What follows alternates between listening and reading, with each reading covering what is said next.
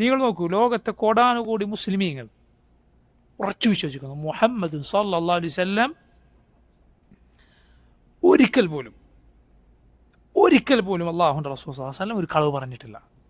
ഒരിക്കൽ പോലും.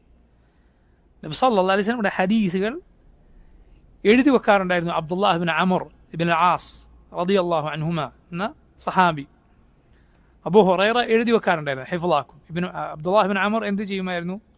എഴുതി വെക്കുമായിരുന്നു. ചിലരൊക്കെ അബ്ദുല്ലാഹ് ഇബ്നു അമറിനോട് പറയും, നിങ്ങളിങ്ങനെ എല്ലാം എഴുതല്ലേ, കാരണം നബി സല്ലല്ലാഹു അലൈഹി വസല്ലം ചിലപ്പോൾ നമ്മളോട് എന്തെങ്കിലും തമാശ പറയും, റസൂലുള്ളാഹി സ്വല്ലല്ലാഹു അലൈഹി വസല്ലം ചിലപ്പോൾ എന്തെങ്കിലും ദേഷ്യപ്പെട്ട് പറയും, അതുകൊണ്ട് എല്ലാം എഴുതരുത് എന്ന് പറഞ്ഞു.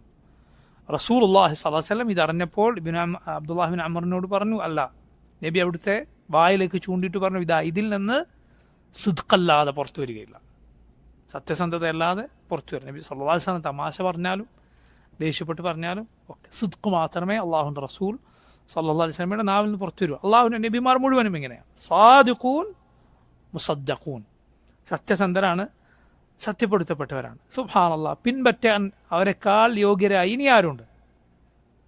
അള്ളാഹുവിൻ്റെ ഈ നബിമാരെക്കാൾ മറ്റാരാണുള്ളത്? വ്യാജന്മാരോ, വ്യാജമായ വാദങ്ങളുടെ ആളുകളോ, വ്യാജമായ മനുഷ്യനുണ്ടാക്കിയ പ്രത്യയശാസ്ത്രങ്ങളുടെ ആളുകളോ, എന്നിട്ട് ആ നിഷേധത്തിലും കുഫ്റിലും ചത്തൊടുങ്ങിയവരോ? അവരാണോ ബഹുമാനിക്കപ്പെടേണ്ടത്? അവരാണോ പ്രകീർത്തിക്കപ്പെടേണ്ടത്? അല്ല, മറിച്ച് അള്ളാഹുവിൻ്റെ നബിമാർ, അവരാണ് നമ്മുടെ മാതൃകകൾ, അവരുടെ അനുയായികളാണ് അള്ളാഹുവിൽ സത്യസന്ധർ. അതല്ലാതെ കുഫറിൻ്റെയും ഷിർക്കിൻ്റെയും ഒക്കെ നേതാക്കന്മാരും അതിനുവേണ്ടി ജീവിച്ച് മരിച്ച ആളുകളുമല്ല.